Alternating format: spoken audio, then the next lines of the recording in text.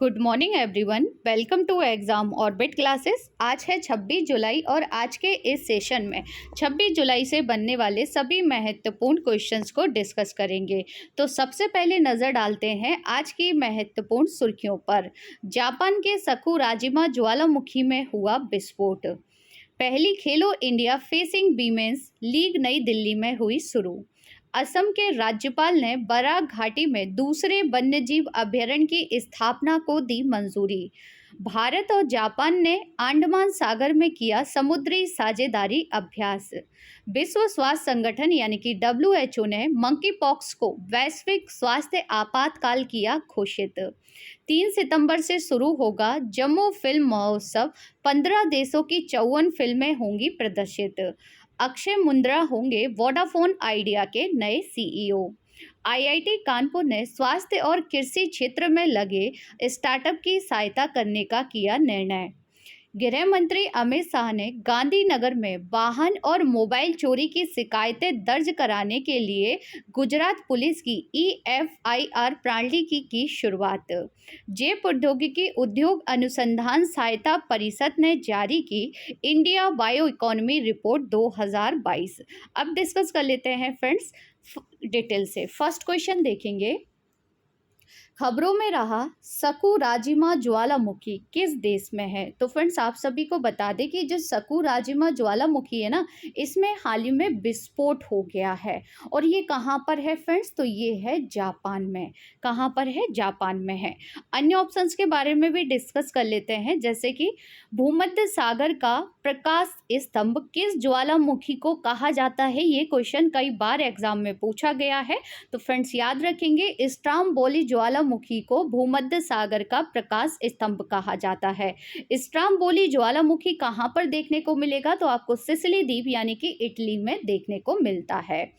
क्राकोटोआ ज्वालामुखी वो फ्रेंड्स आपको देखने को मिलेगा इंडोनेशिया में। कोटोपैक्सी अक्सर चर्चाओं में रहता है। कोटोपैक्सी ज्वालामुखी कहाँ पर है फ्रेंड्स, तो याद रखेंगे इक्वाडोर में है। अब आप लोग मुझे कमेंट्स बॉक्स में बताइए कि इक्वाडोर की कैपिटल क्या है।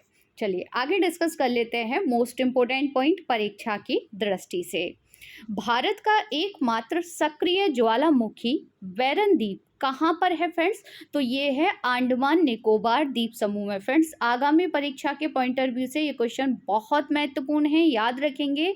भारत का एकमात्र सक्रिय ज्वालामुखी है जिसका नाम है वैरन द्वीप, जो कि कहाँ पर है, अंडमान निकोबार द्वीप समूह में है। सेमेरू और फुजियामा ज्वालामुखी, ये दोनों ज्वालामुखी है ना फ्रेंड्स, ये दोनों है जापान में। कहाँ पर है फ्रेंड्स, तो याद रखेंगे जापान में। फुजियामा कहाँ पर है फ्रेंड्स, तो ये होन्शु द्वीप पर है। आपको ये देखने को मिलेगा होन्शु द्वीप यानी कि जापान में। किलौआ ज्वालामुखी कहाँ है, जिसमें हाल ही में विस्फोट हुआ था, तो ये हवाई द्वीप यानी कि अमेरिका में है। मोनालाओ ज्वालामुखी कैसा ज्वालामुखी है, तो ये एक सक्रिय ज्वालामुखी है जो कि आपको देखने को मिलता है अमेरिका में। भूमध्य सागर का प्रकाश स्तंभ किसे कहते हैं, स्ट्राम्बोली ज्वालामुखी को कहते हैं, जो कि सिसिली द्वीप पर है। सिसिली द्वीप यानी कि इटली में ये स्थित है। चलिए आगे डिस्कस करेंगे क्राकाटोआ ज्वालामुखी। तो जैसा कि मैंने अभी आपको बताया ये इंडोनेशिया में है।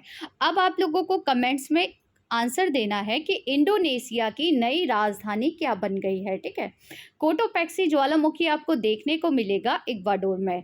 फुकुतोका नोको ओबा सम्ब्रीन ज्वालामुखी ये कहाँ पर है फ्रेंड, तो ये भी जापान में है। आगे डिस्कस करेंगे ज्वालामुखी का कुछ इस प्रकार से पिक आप देख सकते हैं फ्रेंड्स।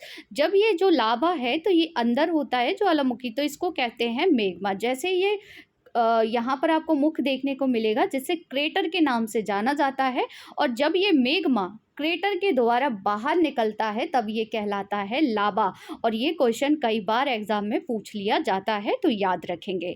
आगे डिस्कस कर लेते हैं रिंग ऑफ फायर के बारे में। आप सभी ने सुना होगा फ्रेंड्स, रिंग ऑफ फायर किसे कहते हैं, तो प्रशांत महासागर में आपको देखने को मिलेगा, जो कलर में आपको देख सकते हैं मैप में, इसे कहा जाता है friends ring of fire. Ring of fire इसे क्यों कहते हैं, क्योंकि अधिकतर जो ज्वालामुखी और भूकंपीय घटनाएं होती ना, वो आपको इसी क्षेत्र में देखने को मिलेंगी। तो इस वाले एरिया को कहा जाता है रिंग ऑफ फायर। ठीक है, फ्रेंड्स, अगर आप लोग पहली बार चैनल पर विजिट कर रहे हैं तो चैनल को सब्सक्राइब कर लीजिएगा, साथ ही बेल आइकन दबाना बिल्कुल ना भूलें, जिससे आप लोगों को क्लास का नोटिफिकेशन सबसे पहले मिल जाएगा। अगर आप लोगों को क्लास अच्छी लग रही है तो क्लास को ज़्यादा से ज़्यादा शेयर कीजिए और लाइक ज़रूर कर लीजिए। चलिए नेक्स्ट क्वेश्चन डिस्कस करेंगे। किस राज्य के राज्यपाल ने बराक भवन वन्यजीव अभयारण्य के निर्माण के प्रस्ताव को मंजूरी दे दी है? तो सबसे पहले तो एक पॉइंट आप याद रखेंगे कि जो बराक घाटी है ये आपको देखने को मिलेगी असम में।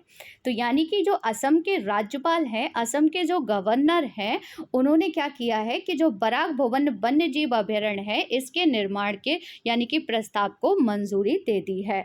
असम के इस समय गवर्नर कौन है फ्रेंड्स? तो आप सभी को ज्ञात होगा, जगदीश मुखी है। ठीक है।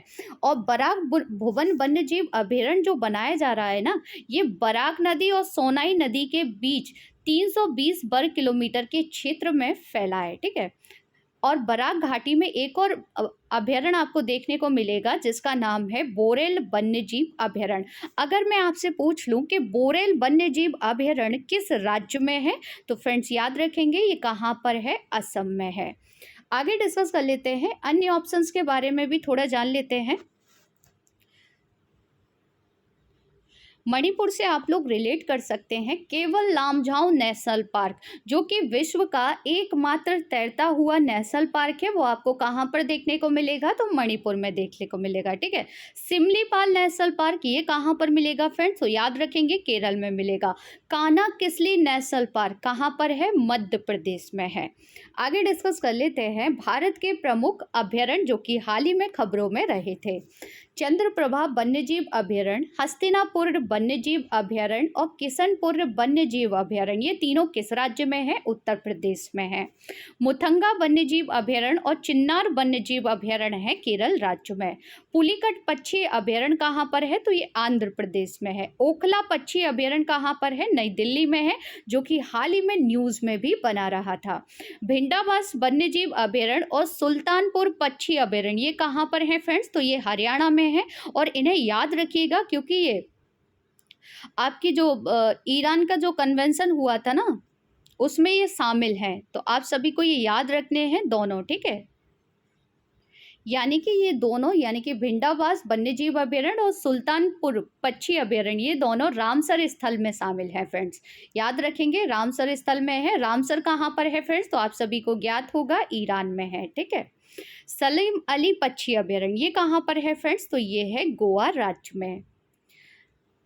अन्य जानकारी में डिस्कस कर लेते हैं। बैम्बू डेवलिंग बैट की एक नई प्रजाति की खोज किस अभयारण्य में की गई थी? नौखिल्लम वन्यजीव अभयारण्य में, जो कि कहाँ पर है? मेघालय। अब फ्रेंड्स ये बैम्बू डेवलिंग बैट क्या है? तो आप सभी को पता होगा ये एक चमगादड़ की नई प्रजाति है जो कि मेघालय के वन्यजीव अभयारण्य में से खोजा गया था। चर्चा में रहा तेली नीलापुरम अंतर्राष्ट्रीय पक्षी अभयारण्य ये किस राज्य में है? तो ये आंध्र प्रदेश राज्य में है। मैप में आप सभी असम की लोकेशन देख सकते हैं फ्रेंड्स। जब आप गूगल पर सर्च करोगे तो यहाँ पर आपको देखने को मिलेगी बराक घाटी। ठीक है। यहाँ आपको देखने को मिलेगी बराक घाटी। अब आप लोग मुझे कमेंट्स बॉक्स में बताइए कि काजीरंगा नेशनल पार्क कहाँ पर है फ्रेंड्स? काजीरंगा नेशनल पार्क कहाँ पर है? यहाँ पर एक पॉइंट और याद रखेंगे असम के बारे में कि भारत का ऐसा कौन सा राज्य है जो 2 बार बांग्लादेश से सीमा बनाता है फ्रेंड्स? तो याद रखेंगे असम ऐसा राज्य है जो कि बांग्लादेश से 2 बार सीमा बनाता है। बांग्लादेश से तीनों ओर से घिरा भारत का एकमात्र राज्य कौन सा है? तो वो त्रिपुरा है। ठीक है। चलिए आगे डिस्कस करेंगे। नेक्स्ट क्वेश्चन, अंडमान सागर में किस देश की समुद्री आत्मरक्षा बल और भारतीय नौसेना के बीच एक समुद्री साझेदारी अभ्यास आयोजित किया गया है? तो फ्रेंड जो समुद्री साझेदारी अभ्यास हुआ है ना ये भारत और जापान की सेना के बीच हुआ है। कहाँ पर हुआ है? तो ये हुआ है अंडमान सागर में। तो सबसे पहला पॉइंट याद रखेंगे कि जापान और भारत की नौसेना के बीच हुआ है। अन्य ऑप्शंस के बारे में भी डिस्कस कर लेते हैं, जैसे कि श्रीलंका से रिलेट कर सकते हैं आप सभी। सिलिनेक्स युद्ध अभ्यास और मित्र शक्ति युद्ध अभ्यास किन 2 देशों के बीच होता है? भारत और श्रीलंका के बीच। हैंड टू हैंड जो अभ्यास है इसमें भारत और चाइना भाग लेते हैं। गरुड़ शक्ति में भाग लेते हैं भारत और इंडोनेशिया। फ्रेंड्स, इसका जो आयोजन किया गया है वो अंडमान सागर में किया गया है। तो मैप में आप सभी देख पा रहे होंगे, यहाँ पर आपको देखने को मिलेगा अंडमान सागर। अगर मैं आपसे पूछूं कि अंडमान सागर को साउथ चाइना सी से कौन सी जल संधि जोड़ती है, ये कई बार एग्जाम में पूछ लिया गया है, तो याद रखेंगे यहाँ पर आपको देखने को मिलेगी मलक्का जल संधि। मलक्का जल संधि अंडमान सी को साउथ चाइना सी से जोड़ती है। अलग किसे करती है, तो ये अलग करती है मलेशिया को सुमात्रा से। सुमात्रा किसका भाग है, तो सुमात्रा इंडोनेशिया का भाग है। और यहाँ पर आपको देखने को मिलेगा जापान, और ये है हमारा प्यारा भारत। चलिए आगे डिस्कस कर लेते हैं अन्य अभ्यासों के बारे में। गरुड़ शक्ति और समुद्र शक्ति युद्ध अभ्यास में भाग लेते हैं भारत इंडोनेशिया। एलिफेंट युद्ध अभ्यास में भारत और मंगोलिया करते हैं। सूर्य किरण एक्सरसाइज में भारत और नेपाल भाग लेते हैं। संपीड़ित भारत बांग्लादेश। खंजर होता है भारत और किर्गिस्तान के बीच। नेक्स्ट क्वेश्चन देखेंगे,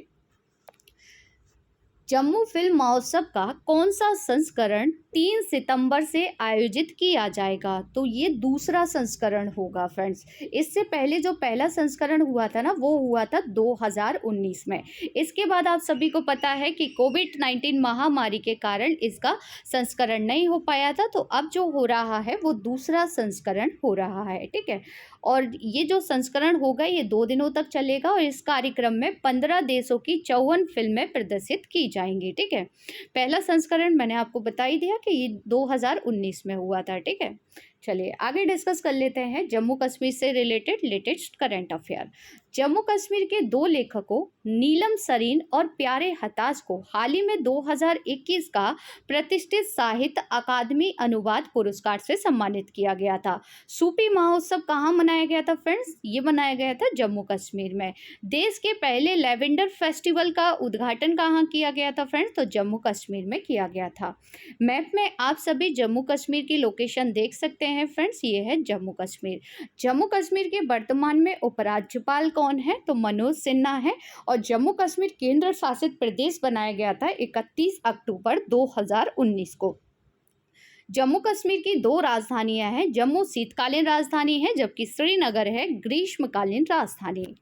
नेक्स्ट क्वेश्चन देखेंगे, निम्न में से किसको विश्व स्वास्थ्य संगठन यानी कि WHO ने वैश्विक स्वास्थ्य आपातकाल घोषित किया है, तो फ्रेंड्स आप सभी को पता होगा, न्यूज़ में भी काफ़ी चल रहा है मंकी पॉक्स को विश्व स्वास्थ्य संगठन ने स्वास्थ्य आपातकाल घोषित कर दिया है, ठीक है।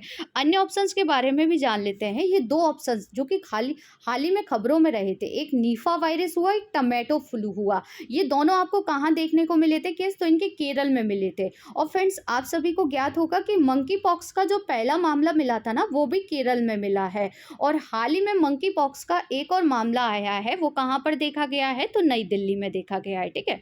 चलिए आगे डिस्कस कर लेते हैं और मंकी पॉक्स के बारे में जान लेते हैं। तो मंकी पॉक्स एक दुर्लभ वायरल जोनेटिक बीमारी है जिसमेमें चेचक के समान लक्षण प्रदर्शित होते हैं। हालांकि यह चिकित्सीय रूप से कम गंभीर है। मंकी पॉक्स का संक्रमण पहली बार वर्ष 1958 में संयुक्त अनुसंधान के लिए रखे गए बंदरों की कॉलोनियों में चेचक जैसी बीमारी के 2 प्रकोपों के बाद खोजा गया था। फ्रेंड्स ये कहाँ किन में देखा गया था पहली बार, तो ये बंदरों में देखा गया था, ठीक है। चलिए आगे डिस्कस कर लेते हैं मोस्ट इंपोर्टेंट पॉइंट परीक्षा की दृष्टि से। मलेरिया किस परजीवी के कारण होता है, तो प्लाज्मोडियम के कारण होता है। अब आप लोग मुझे बताइए कि डेंगू कैसे फैलता है। डेंगू किस मच्छर के काटने से फैलता है, ठीक है। WHO का जो मुख्यालय है वो जिनेवा स्विट्जरलैंड में है। WHO के वर्तमान में महानिदेशक डॉक्टर टेड्रोस है। डॉक्टर टेड्रोस किस देश से हैं फ्रेंड्स, तो ये इथोपिया से हैं, ठीक है। कहाँ से हैं, इथोपिया से हैं। और हाल ही में इनका कार्यकाल फिर से बढ़ा दिया गया है। मलेरिया मुक्त देश यानी कि भारत ने मलेरिया मुक्त बनने का लक्ष्य कब तक रखा है, तो 2030 तक भारत ने मलेरिया मुक्त बनने का लक्ष्य रखा है। अच्छा, जो स्वास्थ्य डे है वो कब मनाते हैं, तो 7 अप्रैल को मनाते हैं, क्योंकि 7 अप्रैल 1948 को ही WHO की स्थापना की गई थी। नेक्स्ट क्वेश्चन देखेंगे, प्रथम खेलो इंडिया फेसिंग वीमेंस लीग का आयोजन कहाँ किया जा रहा है। तो फ्रेंड्स सबसे पहले तो जान लेते हैं कि ये है क्या। तो ये तलवारों से रिलेटेड है और ये महिलाएं इसमें पार्टिसिपेट कर रही हैं और इसका जो आयोजन किया जा रहा है वो किया जा रहा है नई दिल्ली में। ठीक है, नई दिल्ली में कहाँ पर हो रहा है। तो नई दिल्ली में हो रहा है ताल कटोरा इंडोर स्टेडियम में और ये महिलाओं के लिए अपनी तरह की पहली राष्ट्रीय तलवारबाजी प्रतियोगिता 3 चरणों में 29 जुलाई तक आयोजित की जाएगी। अगर आपसे पूछ लिया जाए कि भवानी देवी का संबंध किस खेल से है, आप सभी को याद होगा टोक्यो ओलंपिक में ये काफ़ी चर्चा में रही थी, तो इनका जो संबंध है वो तलवारबाजी से है। ठीक है, और इस जो प्रतियोगिता में इन्होंने भाग लिया ना भवानी देवी ने, तो ये तमिलनाडु का प्रतिनिधित्व कर रही हैं। किसका कर रही है? तमिलनाडु राज्य का प्रतिनिधित्व कर रही हैं। चलिए आगे डिस्कस कर लेते हैं अन्य जानकारी। खेल दिवस कब मनाते हैं? 29 अगस्त को। भारत का राष्ट्रीय खेल कौन सा है? हॉकी है। राजीव गांधी खेल रत्न पुरस्कार का नया नाम कर दिया गया है मेजर ध्यानचंद खेल रत्न पुरस्कार। वर्तमान में खेल मंत्री हैं अनुराग ठाकुर। भारत का पहला राष्ट्रीय खेल विश्वविद्यालय कहाँ पर है? तो ये मणिपुर में बनाया गया है। अब आप लोग जल्दी से कमेंट्स बॉक्स में बताइए कि 44वां शतरंज ओलंपियाड कहाँ पर हो रहा है। ठीक है, नेक्स्ट क्वेश्चन देखेंगे, वोडाफोन आइडिया के नए सीईओ कौन होंगे। तो फ्रेंड जो वोडाफोन आइडिया है इसके नए सीईओ होंगे अक्षय मुंद्रा, जिन्हें आप सभी देख सकते हैं। और ये किसका स्थान लेंगे? तो ये लेंगे रविंदर टक्कर का स्थान, जो कि अब वोडाफोन आइडिया के सीईओ होंगे। कौन? अक्षय मुंद्रा। अन्य ऑप्शंस के बारे में भी डिस्कस कर लेते हैं, जैसे कि पराग अग्रवाल जो कि ट्विटर के सीईओ है वर्तमान में। मार्क जुकरबर्ग ये कौन है? तो ये फेसबुक का नया नाम क्या है? मेटा के सीईओ हैं वर्तमान में। नेक्स्ट क्वेश्चन देखेंगे, किस आईआईटी संस्थान में startup incubation and innovation centre ने निर्माण त्वरक कार्यक्रम शुरू किया है। तो फ्रेंड्स इसकी शुरुआत की गई है आईआईटी कानपुर के द्वारा। आइए डिस्कस कर लेते हैं इसके बारे में। तो यह विज्ञान और प्रौद्योगिकी विभाग द्वारा समर्थित है। 15 स्टार्टअप का चयन किया जाएगा इस कार्यक्रम में और उन्हें लैब टू मार्केट अपनी उत्पाद यात्रा में तेजी लाने का अवसर दिया जाएगा। और फ्रेंड्स 15 स्टार्टअप के समूह में सबसे अच्छा प्रदर्शन करने वाले स्टार्टअप को 1 मिलियन तक का नगद पुरस्कार भी मिलेगा। किसकी तरफ से? तो ये कार्यक्रम जो चलाया गया है ना आईआईटी कानपुर की तरफ से, तो इसके द्वारा दिया जाएगा। चलिए नेक्स्ट क्वेश्चन देखते हैं, किस भारतीय राज्य पुलिस ने EFIR प्रणाली शुरू की है। तो इसकी शुरुआत की गई है गुजरात पुलिस के द्वारा। आइए डिस्कस कर लेते हैं इसके बारे में कि आखिर ये है क्या। तो सबसे पहला पॉइंट याद रखेंगे कि इसका जो उद्घाटन किया गया है यानी शुरुआत की गई है वो केंद्रीय गृह मंत्री अमित शाह जी के द्वारा की गई। कहाँ की गई है? गांधीनगर गुजरात में। यह प्रणाली नागरिकों को पुलिस थानों का दौरा किए बिना ऑनलाइन प्राथमिकी दर्ज करने में सक्षम बनाएगी। गुजरात पुलिस की सभी महत्वपूर्ण सेवाएं ऑनलाइन उपलब्ध कराई जाएंगी और प्राथमिकी दर्ज करने के 48 घंटे के भीतर पुलिस सीधे शिकायतकर्ता से संपर्क करेगी। डिस्कस कर लेते हैं गुजरात लेटेस्ट करंट अफेयर यानी कि खबरों में रहा Gujarat. Reserve bank of India की रिपोर्ट के अनुसार देश का सबसे बड़ा विनिर्माण हब कौन सा राज्य है फ्रेंड्स? तो गुजरात है। राष्ट्रीय खेलों की मेजबानी पहली बार कौन करने वाला है फ्रेंड्स? तो गुजरात करेगा। ठीक है, प्रधानमंत्री नरेंद्र मोदी जी ने डिजिटल इंडिया सप्ताह 2022 का उद्घाटन कहाँ किया था? गुजरात में। अंतरिक्ष क्षेत्र में नवाचार और निजी निवेश को बढ़ावा देने के लिए प्रधानमंत्री नरेंद्र मोदी जी ने भारतीय राष्ट्रीय अंतरिक्ष संवर्धन एवं प्राधिकरण केंद्र के मुख्यालय का उद्घाटन कहाँ पर किया था? तो गुजरात में किया गया था प्रधानमंत्री नरेंद्र मोदी जी के द्वारा। नेक्स्ट क्वेश्चन देखेंगे, इंडिया बायो इकोनॉमी रिपोर्ट 2022 किसने जारी की है? तो फ्रेंड जो इंडिया बायो इकोनॉमी रिपोर्ट है ना, इसे जारी किया गया है जैव प्रौद्योगिकी उद्योग अनुसंधान सहायता परिषद के द्वारा। आइए डिस्कस कर लेते हैं इस रिपोर्ट के बारे में कि आखिर ये है क्या। तो यह रिपोर्ट अर्थव्यवस्था में बायोटेक क्षेत्र के योगदान के आंकड़ों के आधार पर तैयार की गई है। और फ्रेंड्स इस रिपोर्ट के अनुसार भारत की जैव अर्थव्यवस्था के 2025 तक 150 मिलियन अमेरिकी डॉलर और 2030 तक 300 मिलियन अमेरिकी डॉलर से अधिक तक पहुंचने की उम्मीद है, यानी कि इस रिपोर्ट में ये बताया गया है। अब डिस्कस कर लेते हैं top 10 static GK question. Doctor Bhimrao Ambedkar का जन्म कहाँ पर हुआ था फ्रेंड्स? तो मध्य प्रदेश के महू में हुआ था। महू कहाँ पर है? तो ये मध्य प्रदेश का एक जिला है, इंदौर। इंदौर में आपको देखने को मिलेगा। चंबल नदी का जो उद्गम है ये इंदौर की महू तहसील के जानापाव पहाड़ी से होता है। ठीक है, चंबल का जो समापन है वो कहाँ पर होता है फ्रेंड्स? तो इटावा के पास आपको देखने को मिलेगा, यमुना नदी में। ठीक है, भारतीय संविधान का मुख्य शिल्पकार किसे कहा जाता है? डॉक्टर भीमराव अंबेडकर जी को कहा जाता है। क्योटो प्रोटोकॉल क्या है? तो ये एक अंतर्राष्ट्रीय संधि है।